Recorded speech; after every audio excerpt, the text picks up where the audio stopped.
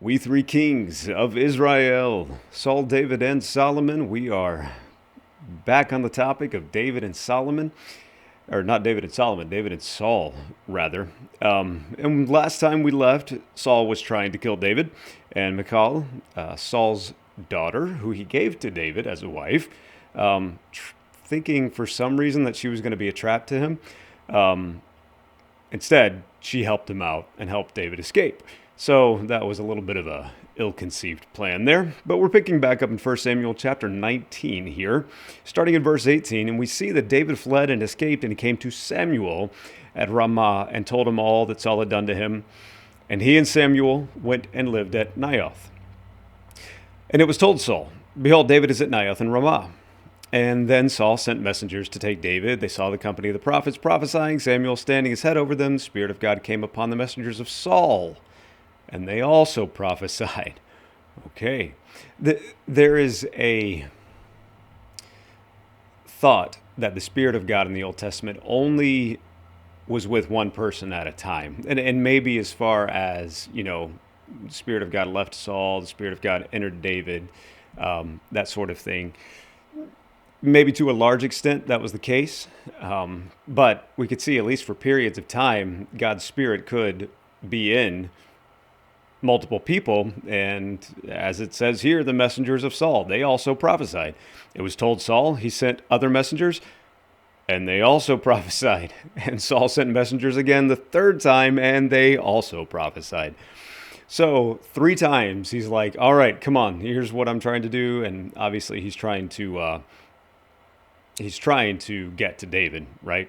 He doesn't want David around, and then his messengers keep going and prophesying, and God keeps thwarting his plans. So Saul finally himself goes to Ramah, verse 22, came to the great well that is at Seku, and he asked, "Where are Samuel and David?"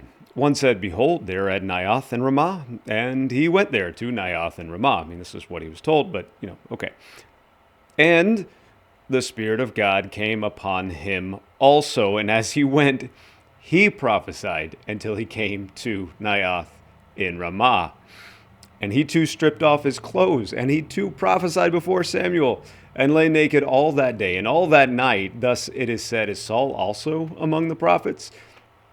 Remember, this is not the first time that he prophesied, right? It's not the first time the Spirit of God came on him and he prophesied. But interesting, isn't it? Interesting that the Spirit of God comes on him again. You think after having had it and lost it, maybe this would change him, and he sees, okay, the Spirit of God's back in me. Maybe I should forgive David for what? I don't know. There wasn't anything David did, but maybe he should end this pursuit and simply agree with what God has chosen. But we're going to see that doesn't happen. We look in 1 Samuel chapter 20, and we see that Jonathan and David's relationship is still just as strong as ever. Chapter 20, verse 1. Then David fled from Naioth in Ramah and came and said before Jonathan, "What have I done? What is my guilt? What is my sin before your father, that he seeks my life?" So even when the Spirit of God came on him, he still prophesied, experienced again the Spirit of God, and still he pursues David and seeks his life. It's possible. And it's possible for us now, even with the Spirit of God to be in us, to have this same attitude and this same mentality. Let not sin have a foothold. Let not the devil take a foothold in your life, right? So David said, "What is it? What have I done?" In verse 2 of 1 Samuel chapter 20, Jonathan said to him, "Far from it, you will not die. Behold, my father does nothing, either great or small, without disclosing it to me. And why should my father hide this from me? It is not so." But David vowed again, saying, "Your father knows well that I have found favor in your eyes." And he thinks, "Don't let Jonathan know this, lest he be grieved. But truly, as the Lord lives and as your soul lives, there is but a step between me and death." Then Jonathan said to David, "Whatever you say, I'll do for you." And David said to Jonathan, "Behold, tomorrow is the new moon, and I should not fail to sit at a table with the king, but let me go. Let me go that I may hide myself in the field till the third day at evening. If your father misses me at all, then say, David earnestly asked leave of me to run to Bethlehem, his city, for there is a yearly sacrifice there for all the clan. If he says, good, it will be well with your servant. But if he is angry, then know that harm is determined by him. Therefore deal kindly with your servant, for you have brought your servant into a covenant of the Lord with you. He's reminding him, you made a covenant, deal kindly with me. But if there is guilt in me, kill me yourself, for why should you bring me to your father? And Jonathan said, far be it from you. If I knew that it was determined by my father that harm should come to you, would I not tell you? Then David said to Jonathan, who will tell me if your father answers you roughly? And Jonathan said to David, come, let's go out into the field. So they both went out into the field, right? Certain things they didn't really want to discuss in earshot of others. So verse 12, they're out in the field. And Jonathan said to David, the Lord, the God of Israel, be witness. When I have sounded out my father about this time tomorrow or the third day, behold, if he is well disposed toward David, shall I not send then and disclose it to you? But should it please my father to do you harm, the Lord do so to Jonathan, and more also, if I do not disclose it to you and send you away that you may go in safety. Jonathan liked to refer to people in the third person. Interesting. May the Lord be with you as he has been with my father. If I am still alive, show me the steadfast love of the Lord, that I may not die. And do not cut off your steadfast love from my house forever. When the Lord cuts off every one of the enemies of David from the face of the earth, Jonathan had an understanding. Somehow, some way, Jonathan had an understanding of what God's plan was. That David was the anointed one to be king, that Saul and his lineage, his whole line was going to be cut off. Not just Saul, but his whole line was going to be cut off from being royalty. Jonathan had an understanding of this. Jonathan was willing to accept it. Saul was not. So, he says, don't cut off your steadfast love from my house forever. When the Lord cuts off every one of the enemies of David from the face of the earth. I think Jonathan may have also realized there was a chance he was going to have to fight, maybe even alongside his father, though he wouldn't have fought against David. And he knew it, he understood it, and he said, just don't forget my lineage, my house. Basically saying when you are king, right? And that's going to come up later. We'll see that. Verse 16, Jonathan made a covenant with the house of David, saying, may the Lord take vengeance on David's enemies. And Jonathan made David swear again by his love for him, for he loved him as he loved his own soul. Quick aside here. I know we talked a little bit about homosexuality last time. Was this a homosexual relationship between David and Jonathan, right? There's nothing that indicates one way or another. It talks about the love for each other, that sort of thing. I think if we interpret it through our lens, our American westernized, hypersexualized lens, where any kind of love has to have some element of sensuality associated with it, then we don't understand that these deep, affectionate, platonic relationships could have existed in other cultures and in their culture at that time. But I do want to say this. Homosexuality doesn't send someone to hell. Now that's probably going to sound weird to a lot of people, especially coming from a conservative Christian viewpoint, more conservative theology. However, it's very true. It's not going to send you to hell any more than anger is going to send you to hell. Any more than lying or some other disobedience is going to send you to hell. In fact, all of those sins, what's the punishment for the sin? Well, it's death, right? But that punishment has been paid. It was paid for in the person of Jesus Christ when he, being perfect, having nothing wrong in him at all, died anyway on our behalf, right? To atone for our sins. That we couldn't take the punishment, but he could, and he proved he could when he raised from the dead. God raised him from the dead for our justification so that we don't have to go to hell because we can just trust in what he's already done, what he's already accomplished. So the sin has been paid for. It's done. Tetelestai. It's finished. Paid in full, right? Tetelestai. It's done. It's completed. So what sends us to hell is not trusting in him. He who believes is not condemned. He who does not believe is condemned already because he has not believed in the name of the Son of God. If we don't trust it, if we're trusting in something else, then we're not going to make it. And that just kind of makes sense, right? So that's what condemns us. Now that's kind of a little bit of an aside, and we'll get back now to the story of David. Instead, just wanted to make that point really quickly here before we get too hung up on it in our culture where everything has to be some kind of, potentially inappropriate type relationship. So we're back in 1 Samuel chapter 20 now. And in verse 18, Jonathan said to him, "Tomorrow is the new moon, and you will be missed because your seat will be empty. On the third day, go down quickly to the place where you hid yourself when the matter was in hand, and remain beside the stone heap, and I'll shoot 3 arrows to the side of it, as though I shot at a mark. And look, I'll send the boy saying, 'Go, find the arrows.' If I say to the boy, 'Look, the arrows are on this side of you, take them, then you are to come, for as the Lord lives, it's safe. It's safe for you, and there's no danger. But if I say to the youth, 'Look, the arrows are beyond you,' then go, for the Lord has sent you away. And as for the matter of which you and I have spoken, behold, the Lord is between you and me forever." So David hid himself in the field. When the new moon came, the king sat down to eat food. The king sat on his seat, as at other times, on the seat by the wall. Jonathan sat opposite. Abner sat by Saul's side, but David's place was empty. Yet Saul did not say anything that day, for he thought something's happened to him. He's not clean. Surely he's not clean. If you're not clean, and that tradition, you're not going to be able to eat in the feasts and things. You've got to clean and then have whatever time period that you need to have to rest.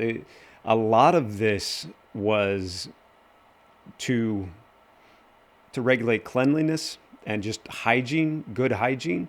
And if he was sick or something else had happened, then he'd have to have that time. So this is kind of where Saul's thinking, probably also making excuses to himself. But verse 27, on the second day, the day after the new moon, David's place was empty. And Saul said to Jonathan, his son, "Why has not the son of Jesse come to the meal, either yesterday or today?" Jonathan answered Saul, "David earnestly asked leave of me to go to Bethlehem. He said, 'Let me go, for our clans hold a sacrifice in the city, and my brother has commanded me to be there. So now, if I have found favor in your eyes, let me get away and see my brothers. For this reason, he has not come to the king's table.'" Let me make this point, too, as long as we were on the point of potential homosexual relationship. Did you know, excuse me, did you know that lying is a sin? Yeah, lying is a sin too. David lied. David told Jonathan to lie. Jonathan lied. Yeah, that's a sin too. But we don't tend to condemn them for that sin. Remember, this is descriptive text. It's not prescriptive. It's not telling us what to do. It's describing what did happen. And in that description, we see David is human. This is going to come up again toward the end of the time here.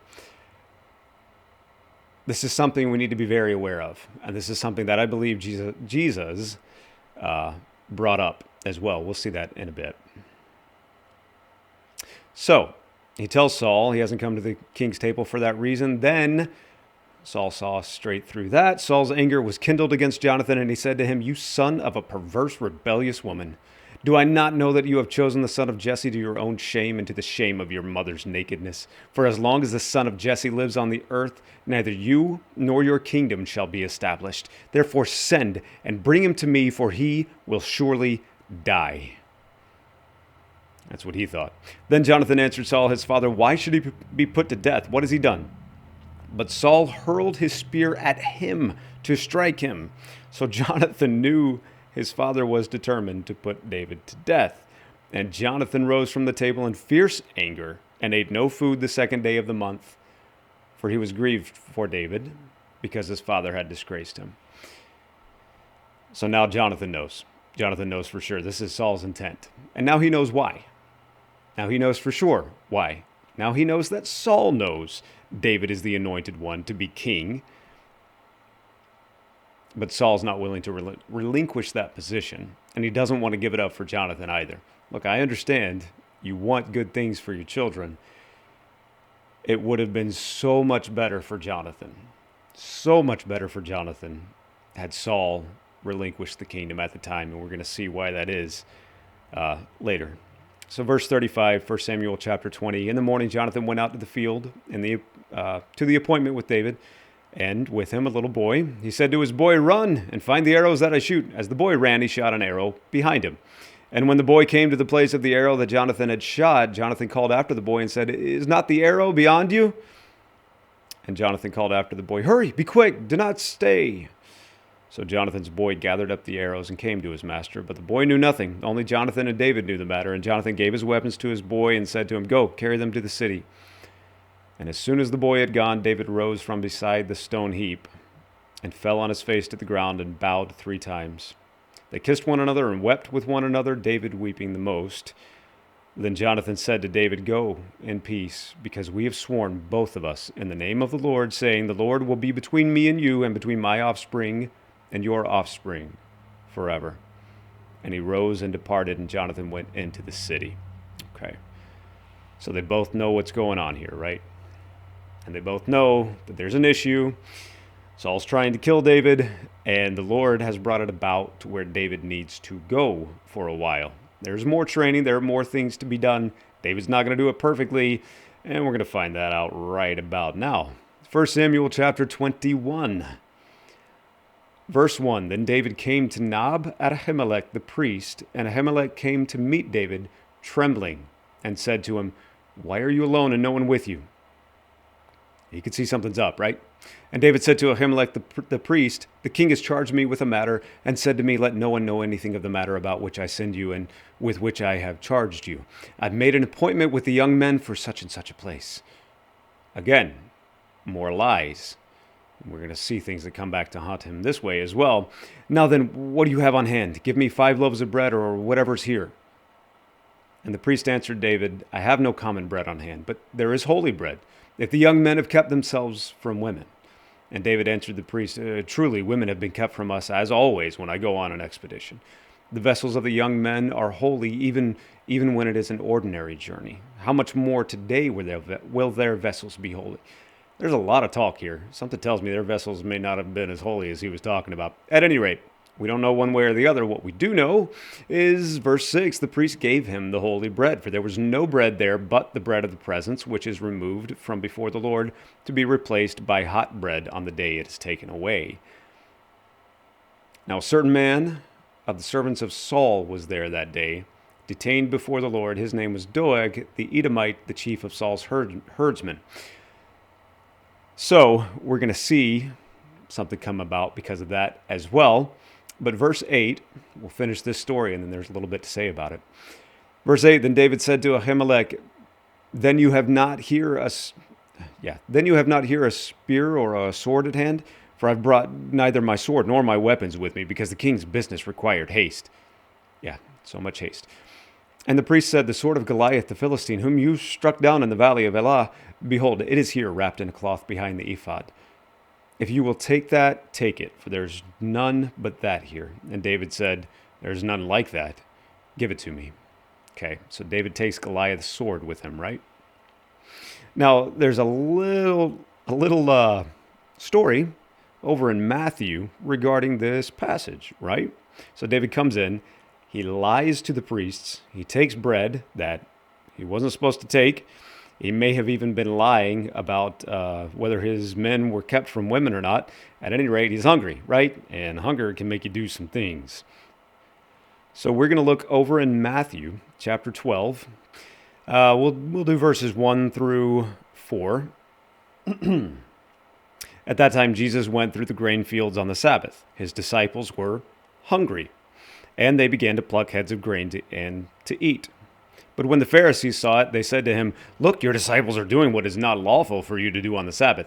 Now the law said you weren't supposed to do the work on the Sabbath, they had gone so far beyond the law, almost like they're trying to protect the law in and of itself. So they're going way out here beyond it, making extra rules and additional things that people had to keep up with. One of them was you can't even pluck the heads of grain on the Sabbath, right? You're doing what's not lawful to do on the Sabbath. Well, according to them, right? So verse 3, he said to them, have you not read what David did when he was hungry and those who were with him? How he entered the house of God and ate the bread of the presence, which it was not lawful for him to eat, nor for those who were with him, but only for the priests. So what's he doing there?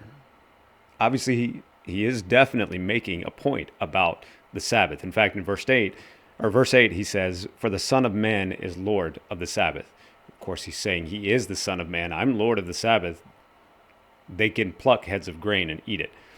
But he's bringing something up to them. It wasn't to say that David was fine in what he was doing. Everything he did was good. So don't judge these people. No, his point was to say that David was not perfect. You may have I think that they had lifted David up onto a certain pedestal that he shouldn't have been on. And he said, look, this amazing man that you look up to, he didn't do everything right. He wasn't amazing because of his actions. It was his heart, right? And he's trying to tell the Pharisees, who were so worried about actions, the outward appearance of man, that it was a heart issue. He's trying to put the law in its proper place. Not just that the law is important and good and righteous, and it is. And I think the Pharisees understood the law is important and good and righteous. But the point of the law is for it to be a mirror, for it to be something that we can look at and we can say, okay, yeah, I got lots of dirt on my face, right? So we can see our own imperfections and we can run to God because of it. And we can say, create in me a clean heart, O God. Renew a right spirit within me. I think that's the point that Jesus is trying to make here. And I think that's consistent with another passage we'll look at in Romans chapter 7. If we go there to Romans chapter 7, and we look here in verse 7. Okay. Again, he's not saying that the law is bad or that it wasn't sinful for David to do what he was doing. Verse 7, he says, what then shall we say, that the law is sin? By no means. Yet if it had not been for the law, I would not have known sin. For I would not have known what it is to covet if the law had not said, you shall not covet. But sin, seizing an opportunity through the commandment, produced in me all kinds of covetousness. For apart from the law, sin lies dead. So what is it saying there? Apart from the law, sin lies dead. If it hadn't been for the law, I wouldn't have even known what sin was. The law pointed that out to me. Not for me to be so much better, but the law pointed that out to me for me to know, for me to see that I'm not good, that I can't trust in myself to get anything.